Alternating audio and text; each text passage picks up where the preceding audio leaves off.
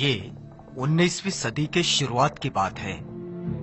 भारत के अछूत जातियों में से एक जाति महार, जिसके खिलाफ पेशवाओं ने मार्शल लॉ लगाया था कि इनके कमर में झाड़ू और गले में मटका बांध दिया जाए। दरअसल ये अशोक काल में हुई ब्राह्मणों की निर्भत्सना का नागवंशियों के खिलाफ प्रतिशोध था। वैसे तो महार जाति अपनी वीरता के लिए प्रसिद्ध थी, लेकिन जब संसाधन ही छीन लिए जाते हैं तो कोई भी विकलांग हो सकता है।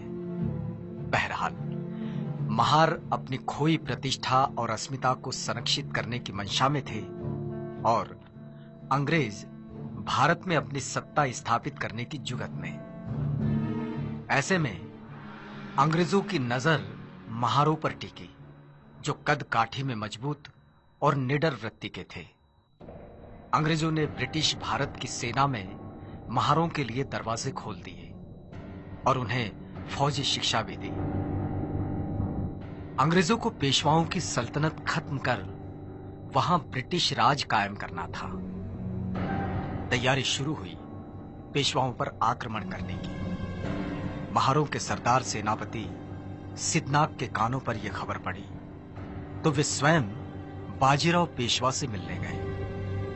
पेशवा बाजीराव से सिद्धनाग ने कहा, अंग्रेजों की तरफ से लड़ने की हम अछूतों की कोई इच्छा नहीं और यह हमें पसंद भी नहीं। यदि हम तुम्हारी ओर से लड़कर अंग्रेजों को यहां से भगा दें और यदि हम ऐसा कर लें तो तुम्हारे राज्य में, तुम्हारी सेना में हमारा स्थान क्या होगा।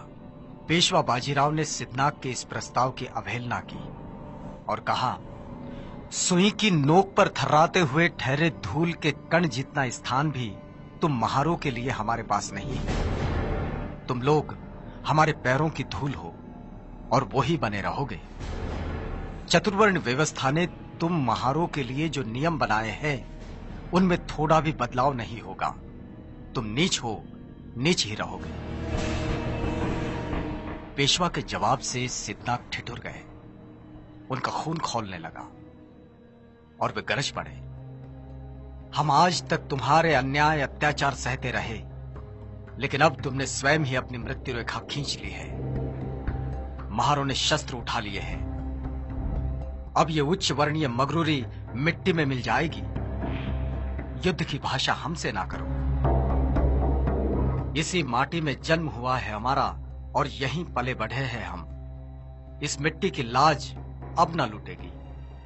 अपने न्याय हकों के लिए युद्ध करना कोई पाप नहीं है। ये ही युद्ध की अंतिम घोषणा है। और इस ऐलान के साथ सिद्धनाग वहां से निकल गए। दरअसल पेशवाओं के अत्याचार से महार समुदाय त्रस्त हो गया था और स्वाभिमानी जीवन जीने के लिए युद्ध का रास्ता उसे जचने लगा।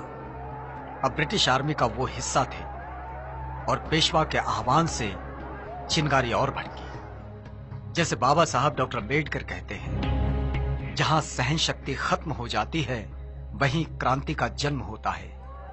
महारों ने सदियों से चले आ रहे अपने अपमान का बदला लेने पेशवाई के खिलाफ युद्ध का बिगुल फूंका और आधुनिक भारत में समतामूलक समाज निर्माण के नए इतिहास पर्व की शुरुआत हुई। भीमा नदी के किनारे बसे कोरेगांव की ये बात है। 1 जनवरी 1818। मुंबई के नेटिव इन्फेंट्री के 500 जवान, जो सभी महार जाति से थे, 250 घुड़सवार और 2 तोपें, कैप्टन स्टॉटन का नेतृत्व और सामने पेशवा के 25,000 से भी ज्यादा पैदल सैनिक और 3,000 घुड़सवार। इनका सामना होने से पहले कैप्टन स्टॉटन 25 मील पैदल चलकर 1 जनवरी 1818 की सुबह कोरेगांव पहुंचे थे।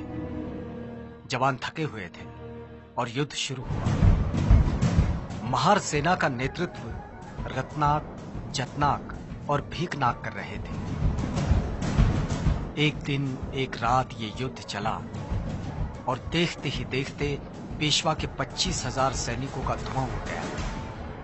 500 महार सैनिकों के सामने पेशवा की विशाल सेना पौनी साबित हुई। इसमें अंग्रेजी सेना के 276 लोग गिरे। लड़ाई के धरातल पर महारों का सामर्थ्य किस स्तर का है, ये बात पूरी दुनिया ने देखी और इतिहास इस घटना से गौरवान्वित हुआ। युद्ध में वीर गति को प्राप्त हुए सैनिकों की शौर्य गाथा दुनिया के इतिहास में अमर हुई, जो भीमा कोरेगांव के इस 75 फीट ऊंचे विजय स्तंभ पर दर्ज है। इस क्रांति स्तंभ, विजय स्तंभ को सैल्यूट करने बाबा साहब डॉक्टर अम्बेडकर हर साल 1 जनवरी को यहां जरूर आते थे।